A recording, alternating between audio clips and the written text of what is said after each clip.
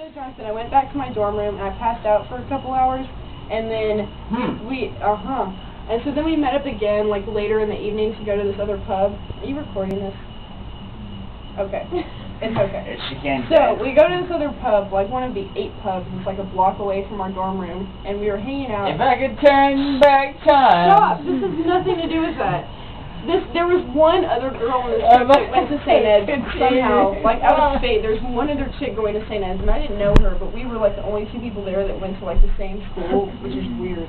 And she met this guy named Hash, and I guess that's short for... His name was Hash? Yeah, it's short for something, but his name was Hash, like Hashmed or something. So we went to go hang out with him at this party, and it turned out to be an underground rave, and it was awesome because they were actually from London, so we got to drive out with him and his other friends from London and go to like this crazy party that we never ever would have found if, you know, we were just by ourselves.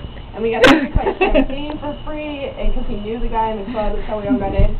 And I got back to my room at 6 o'clock in the morning, and it had like, our doors had like 8 buttons on them that you had to like push in a code to get into your room. And so this guy that I'd been hanging out with earlier, he didn't get to come to the clubs with us. It's So late. apparently he freaked out I'm gonna during go the whole past thing that because he thought I'd been lost and he didn't know what happened to me because I disappeared with all these other girls and Hash. Oh, that's horrible. I know. And so I get back into my room and I walk in and there's my roommate and there's Spencer in my bed.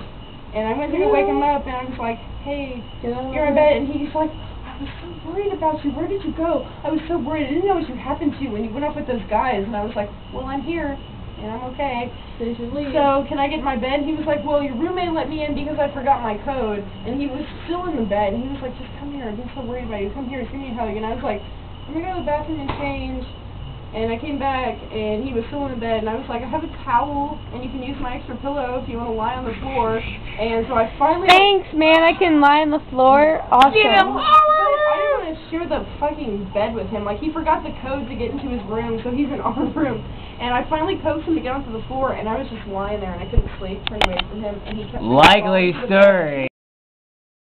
Get into you, and I was like, no. Girlfriend, too, and we'd already talked. He already knew that I was with Eliza during this whole thing. And apparently he was so drunk he didn't remember it, and he hit on all the other girls there, because the next day, I wouldn't even talk to him. Imagine the world you live when a girl can get a sleep with a... It doesn't try to do anything. Likely story. And he started to cry.